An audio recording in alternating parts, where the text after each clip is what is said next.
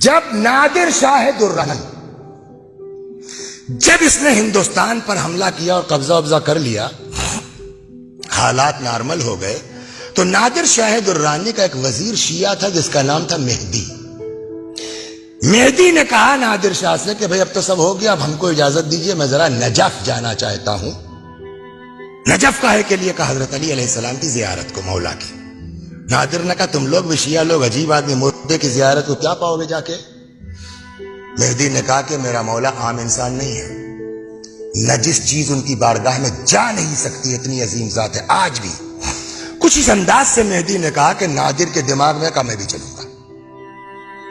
اب صاحب ایک برتن میں شراب، نجس ہے نا، ایک برتن میں شراب رکھی گئی، سیل کیا گیا، ایک کتا لیا گیا، چل پڑے۔ جیسے ہی حرم کا احاطہ آیا، سپاہی اپنی طرف کھینچ رہے ہیں، کتا اپنی طرف کھینچ رہا ہے۔ کتے میں طاقت زیادہ ہے، یہ چار چار سپاہی کھینچ رہے ہیں۔ زنجیر ٹوٹ گئی، کتا الٹے پاؤں بھاگا۔ کہ یہ بات تو ٹھیک ہے لیکن شراب تو اندر آ گئی ہے۔ مہدی نے کہا کھولو۔ اب جو سیل توڑی گئی تو معلوم ہے تو سرکہ ہے، شراب اس میں ہے ہی نہیں۔ اس چیز کو دیکھ کر کے نادر بڑا جذباتی ہوا، آیا حرم امیر المومنین میں قبر میں مولا پر، جو تاج جیت کے لے گیا تھا یہاں سے، اس نے اپنا تاج قبر مولا پہ رکھ دیا۔ کہتا آقا تم ہو، مولا تم ہو، شاہ تم ہو، تمہاری بارگاہ اس لائق نہیں ہے کہ یہاں کتے لائے جائیں۔ جو لوگ تھے ان سے کہا مجھے میرے ہاتھ میں باندھو رسی، کتے کی طرح لے چلو علی کی بارگاہ۔ اب کسی کی ہمت نہ پڑے، ابھی تازہ تازہ معجزہ دیکھا ہے، کل کو جو ہاتھ باندھے گا اس کی خیر نہیں ہے۔ کہتے ہیں ایک دست غیب نمودار ہوا، رسی باندھی ہاتھ میں، لے کے آئے قبر تک، تاج رکھ دیا۔ آقا تم ہو، مولا تم ہو، مجھ کو تمہاری بارگاہ میں کتے کی طرح آنا چاہیے۔ اسی کے بعد سے سمجھے اس نے اپنے نام کے ساتھ لگا لیا کلب علی۔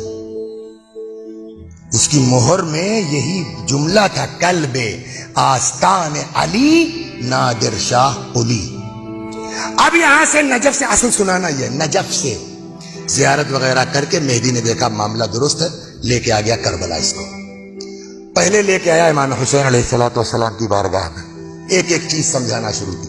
یہ امام حسین کی قبر ہے، یہ علی اکبر کی قبر ہے، یہ حبیب ابن مظاہر ہے، یہ شہداء ہے، سب کی زیارت کروانے کے بعد اب لے کے آیا حضرت عباس کی قبر۔ یہ کس کی قبر ہے؟ کہ یہ حسین کے بھائی علی کے فرزند ابو الفضل عباس کی قبر ہے۔ نادر شاہ کے دماغ میں بات آئی نہیں، کہنے لگا جب یہ علی کے بیٹے ہیں، حسین کے بھائی ہیں، تو جیسے اصحاب کی قبر ساتھ میں ہے، بیٹے کی قبر پاس میں ہے، تو بھائی دور کیوں ہے؟ اب نادر نے، وہ مہدی نے لاکھ سمجھانا چاہا، ان کی خواہش تھی، ان کی وصیت تھی، لیکن اس کی سمجھ میں نہیں آ رہا۔ اچانک، اب یہاں سے سنیے، اچانک شور گریہ بلند ہوا۔ کیا بات ہے؟ تو مہدی نے کہا کہ یہاں تو اکثر مصیبت زدہ آتے رہتے ہیں، کسی کے اوپر کوئی آفت آئی ہوگی، آیا ہوگا اپنے حالات کو درست کرنے کے لیے۔ کہا بلاؤ دیکھو کون ہے۔ ایک لڑکا جوان پکڑ کے لایا گیا۔ کیا بات ہے؟ کہنے صاحب ہم کربلا کے پاس کے گاؤں کے رہنے والے ہیں، مجھے دن کی طرح یاد ہے، رمضان المبارک کا مہینہ تھا، رات میں جب یہ مطالعہ کر رہا تھا میں، خدا شاہد اٹھ کے بیٹھ گیا میں پڑھتے پڑھتے کہ کتنے خوش قسمت وہ لوگ ہیں کہ جن کے یہاں اتنی اچھی رسمیں پائی جاتی ہیں۔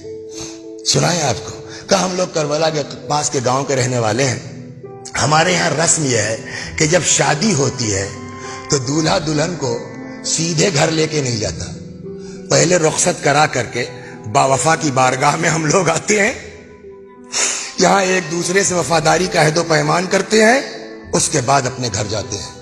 میری بھی شادی ہوئی تھی، گاؤں کی رسم کے مطابق میں اپنی بیوی کو لے کے گھر کے لیے، کربلا کے لیے آ رہا تھا کہ راستے میں ڈاکوؤں نے حملہ کر دیا۔ سارا مال و اسباب جو لوٹا وہ تو لوٹا ہی، میری بیوی کو بھی اٹھا کے لے کے چلے گئے۔ تو میں کہاں جاؤں؟ آیا ہوں یہاں۔ نادر شاہ نے کہا کہ بتاؤ کہاں کا واقعہ، کل تک تیری بیوی مل جائے گی۔ ایسا پکا عقیدے والا کہ اللہ مجھ کو تمہاری مدد کی ضرورت نہیں ہے۔ کسی نے کہا اے ذرا تمیز سے بات کرو، ہندوستان سے بڑا ظالم بادشاہ ہے، سنبھل کے۔ اس کے منہ سے نکل گیا کیا میرے مولا سے زیادہ طاقت اس کے پاس ہے؟ یہ جملہ نادر نے سن لیا، کہنے لگا ٹھیک ہے جاؤ، اگر کل تک تیری بیوی نہیں ملی تیری خیر نہیں ہے. بات ختم ہو گئی. اب دیکھیے اول تو بیوی کا غم، مال کا غم، اور اب اپنی جان پر بھی آ گئی ہے. آ کے گر پڑا قبر عباس میں. آقا ابھی تک تو بیوی کا صدمہ تھا، ظالم بادشاہ کی تلوار بھی لٹک رہی ہے، چیخ رہا ہے چیخ رہا ہے. اتنے میں پھر شور اٹھا. کیا ہوا؟ پتا چلا کہ صاحب جو ہے وہ لگتا ہے اس کی بیوی آ گئی ہے، اس لیے کہ وہ ایک عورت کا ہاتھ پکڑے عباس کی قبر کا طواف کر رہا ہے اور شکریہ ادا کر رہا ہے. نادر نے کہا بلا لاؤ. آئے. اب اس کی بیوی پوچھے بتاؤ قصہ کیا ہوا؟ تو جہاں تک اس نے سنایا تھا اس نے بیوی نے بھی سنایا. اس کے بعد وہ کہتی ہے کہ جب ڈاکوؤں نے حملہ کر لیا، مال و اسباب لوٹ لیا، مجھ کو بھی لے کے چلے، تو اب تو میں کسی سے کچھ فریاد کر نہیں سکتی. جب کچھ نہیں سمجھ میں آیا تو میں نے وہیں سے رخ کیا کربلا کا. بات نکلی تھی میں نے چھیڑا مانگنے کا سلیقہ. کیا کہہ کے مانگا معلوم ہے؟ اے سقائے سکینہ میری مدد کرو، نہیں. اے باب الحوائج میری مدد کرو، نہیں. عجب جملہ کہا. کہتی جب ہر طرف سے مایوس ہو گئی میں تو میں نے رخ کیا کربلا کا، اور وہیں سے چیخ کے کہتی ہوں اے زینب کے بھائی میری عزت تمہارے حوالے ہے. اے زینب کے بھائی میری عزت تمہارے حوالے. کہتی جیسے ہی میں نے یہ جملہ کہا ایک سوار نمودار ہوا، سارے دشمنوں کو تہے دیکھ دیا. اچانک کیا دیکھتی ہوں کربلا میں عباس کی قبر کے پاس اپنے شوہر کے قریب کھڑی. اللہ اکبر. بس بات وہی ہے مانگنے کا